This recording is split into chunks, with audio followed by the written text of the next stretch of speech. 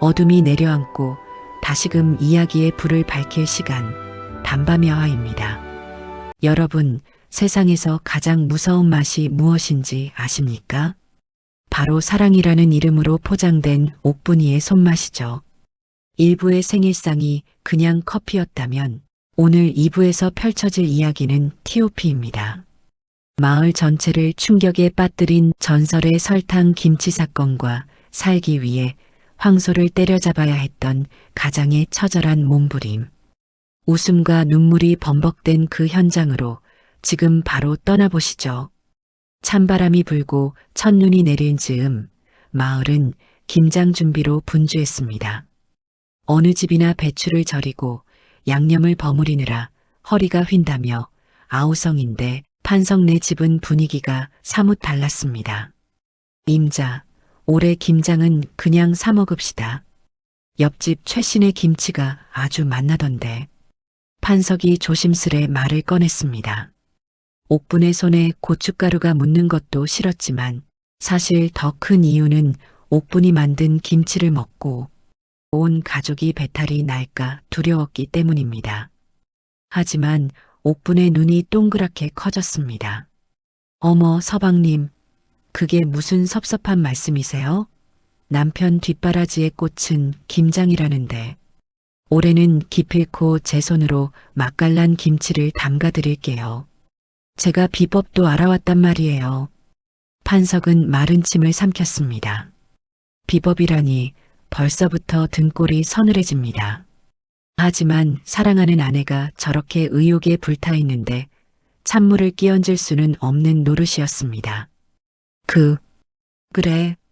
임자가 정 그렇다면 대신 힘쓰는 건 내가 다 할게. 임자는 그냥 지시만 해. 그날부터 판석의 고행이 시작되었습니다. 판석은 산더미 같은 배추 100포기를 혼자서 다 절였습니다. 으라차차, 배추야 잘 절여져라. 그의 거대한 소나기 힘에 배추들이 비명을 지르며 숨이 죽어나갔습니다. 무채를 썰 때는 칼이 보이지 않을 정도로 빨라서 7보기와 8보기는 우리 아버지는 무림 고수가 틀림없다며 감탄했습니다. 문제는 양념을 버무리는 날이었습니다. 판석이 잠시 화장실을 간 사이 옥분이 이제 내 차례네 하며 양념통을 들었습니다. 그녀의 비법은 바로 하얀 가루였습니다. 옆집 할머니가 김치에는 굵은 소금이 중요하다고 했는데 어머, 여기 하얀 가루가 있네. 이게 소금인가 보다. 옥분이 집어든 항아리는 소금 단지가 아니었습니다. 판석이 여름에 콩국수 타먹으려고 사다 놓은 설탕 단지였습니다. 옥분은 그 엄청난 양의 설탕을 배추 속에 아낌없이 아주 듬뿍 쏟아부었습니다. 맛있어져라, 맛있어져라, 우리 서방님 입이 귀에 걸리게. 판석이 돌아왔을 때 김장은 이미 끝나 있었습니다. 서방님, 다 했어요. 간 한번 보실래요? 옥분이 갓 담근 김치 한 조각을 판석의 입에 넣어 주었습니다. 판석은 입을 벌려 김치를 받아 먹었습니다. 아삭 하는 소리와 함께 혀끝에 닿은 맛은 매콤함 뒤에 찾아오는 지구 최강의 단맛이었습니다. 그것은 김치가 아니었습니다. 고춧가루에 버무린 배추 탕후루였습니다. 입안이 얼얼할 정도로 달았습니다. 혀가 녹아내리는 것 같았습니다. 판석의 얼굴이 일그러지려던 찰나 옥분의 초롱초롱한 눈망울과 마주쳤습니다. 어때요? 간이 맞아요? 판석은 초인적인 힘으로 표정을 관리했습니다. 이거 정말요? 정말, 달콤하구만. 아주 그냥 꿀맛이야. 임자, 어떻게 알았어? 내가 요즘 인생이 써서 단 게 먹고 싶었던 거. 판석은 엄지손가락을 치켜 세웠습니다. 이건 김치가 아니야. 이건 예술이야. 이름하여 꿀김치. 조선 팔도 어디에도 없는 명품이야. 그날 저녁 밥상에는 쌀밥과 꿀김치가 올라왔습니다. 칠복이와 팔복이는 김치를 한 입 먹고 서로를 쳐다보았습니다. 형 김치가 왜 엿가락 맛이나? 조용히 해. 아버지가 보고 계셔. 판석이 눈을 부라리며 말했습니다. 왜? 맛이 없느냐? 너희 어머니가 너희들 인생 달달하게 풀리라고 특별히 만드신 거다. 남기면 알지? 네. 너무 맛있어서 이가 썩을 것 같아요. 그해 겨울, 판석 네 집 김치는 기이한 현상을 일으켰습니다.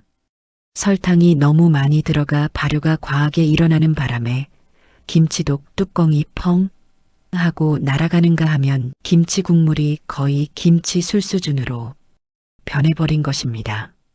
김치찌개를 끓이면 달큰한 술국 냄새가 났고 김치를 먹으면 아이들의 얼굴이 발그레해지며 기분이 좋아져 춤을 추기 시작했습니다. 마을 사람들은 판석 내 김치를 먹으면 흥이 난다며 얻어가기까지 했으니 옥분의 실수가 빚어낸 기적이었습니다. 이듬해 단오 마을대항 씨름 대회가 열렸습니다. 우승 상품은 무려 황소 한 마리와 아내에게 줄 수 있는 금비녀였습니다. 판석이 빠질 수 없었습니다. 그는 마을의 대표 선수였습니다. 여보, 다치지 않게 조심하세요.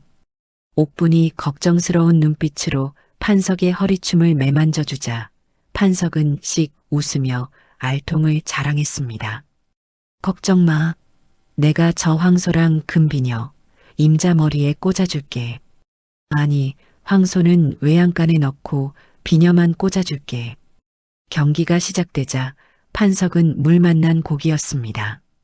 으라차차.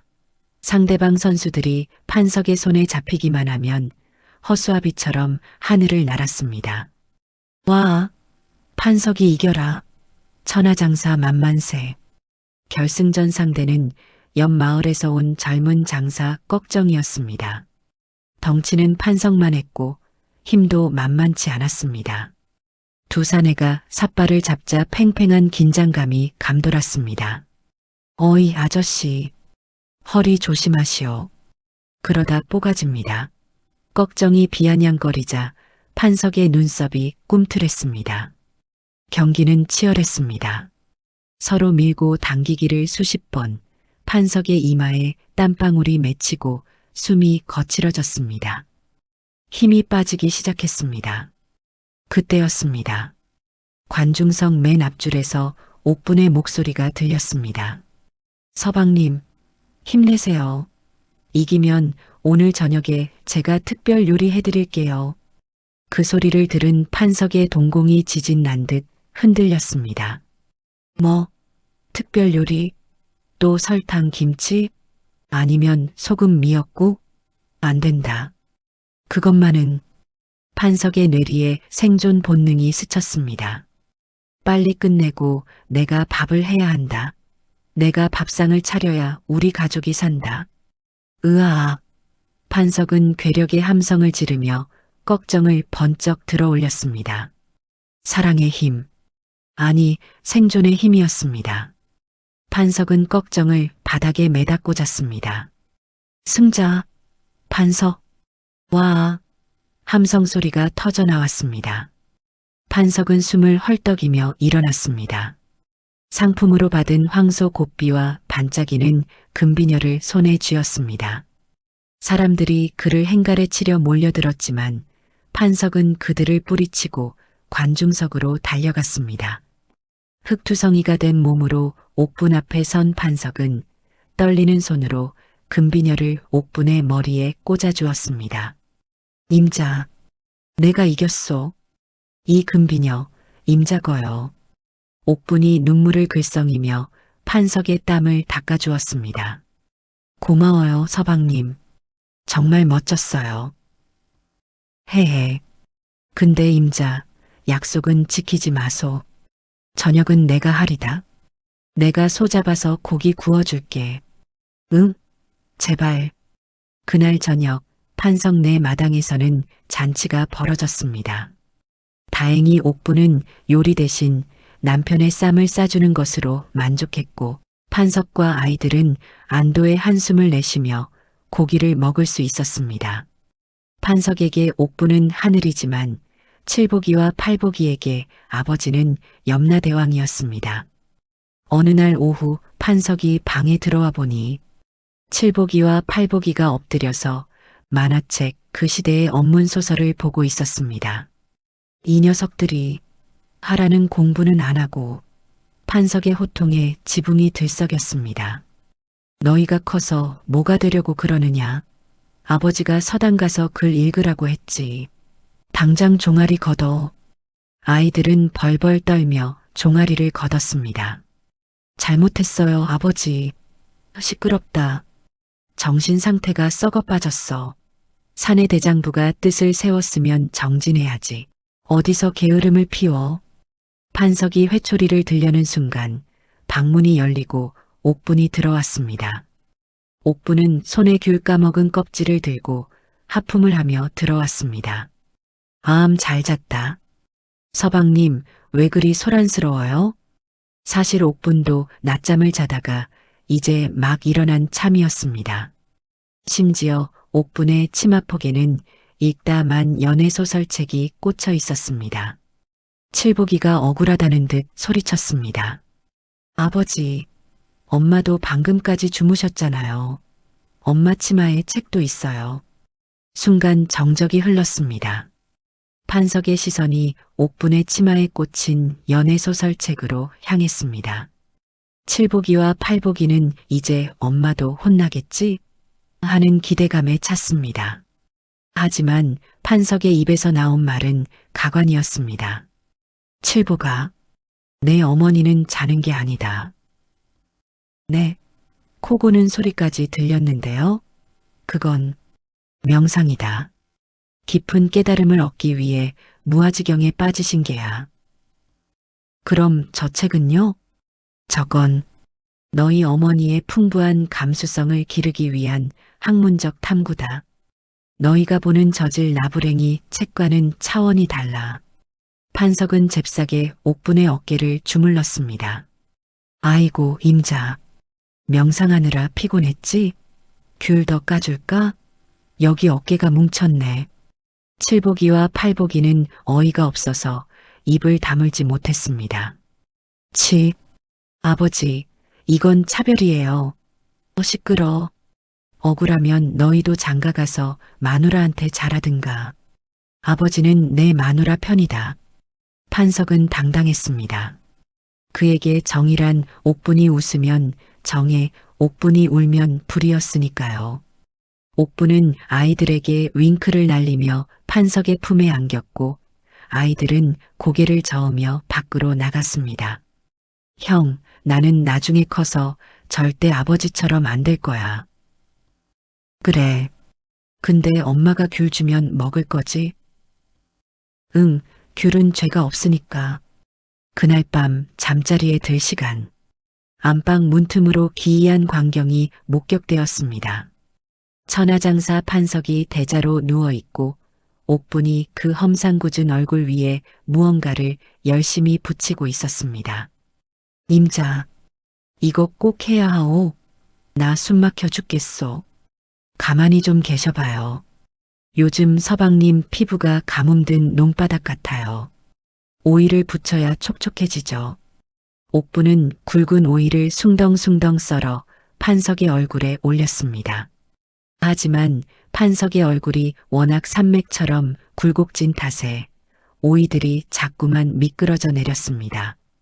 아이고, 코가 너무 높아서 오이가 등산을 못하네. 옥분은 기어이 오이를 꾹꾹 눌러 붙였고 판석은 꼼짝없이 초록색 오이 팩을 한 슈렉 같은 물골이 되고 말았습니다. 그때 물을 마시러 나온 칠복이가 문틈으로 그 모습을 보고 기겁을 했습니다. 으악, 저게 뭐야? 오이 귀신이다.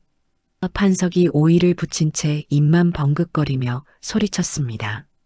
이 녀석아, 조용히 해. 내 어머니가 예뻐지라고 해주는 사랑의 시술 중이다. 사랑이요? 아버지가 아니라 오이소박이 담그시는 것 같은데요? 저 녀석이 판석이 벌떡 일어나려 하자 얼굴에 붙은 오이들이 우수수 떨어져 내렸고 옥부는 아이고 아까워라 하며 떨어진 오이를 다시 판석의 입에 넣어 주었습니다. 결국 판석은 피부에 양보하려던 오이를 야식으로 씹어 먹으며 씁쓸하지만 달콤한 밤을 보내야 했습니다. 오이 소박이가 되어도 산적 두목이 되어도 옥분이만 웃으면 그만이라는 이 남자. 판석이의 밤은 오늘도 이렇게 소란스럽고도 평화롭게 저물어 갑니다. 마을 전체를 달달하게 취하게 만든 전설의 설탕 김치 사건, 그리고 가장의 생존 본능이 만들어낸 눈물겨운 씨름 웃음까지. 오늘도 판석이네 집 지붕은 웃음소리로 들썩였습니다. 그런데 여러분, 문득 궁금하지 않으신가요? 도대체 판석이는 왜 이토록 옥분이를 아끼는 걸까요? 단지 예뻐서일까요? 아니면 마음씨가 고와서일까요? 사실 이 지독한 사랑 뒤에는 두 사람만 아는 가슴 시린 비밀 하나가 숨겨져 있습니다. 괴물이라 불리던 사내와 그에게 처음으로 주먹밥을 건넨 여인. 다음 시간에는 판석이 옥분의 맛없는 요리를 평생 세상에서 가장 맛있게 먹을 수밖에 없었던 그 눈물겨운 사연이 공개됩니다. 검은 머리 팥불이 될 때까지, 아니 다시 태어나는 그 순간까지 이어지는 두 사람의 마지막 사랑 이야기. 대망의 완결편 제3부에서 기다리겠습니다. 뒷이야기가 궁금하시다면 구독과 좋아요 잊지 마시고요. 지금까지 담밤이하였습니다.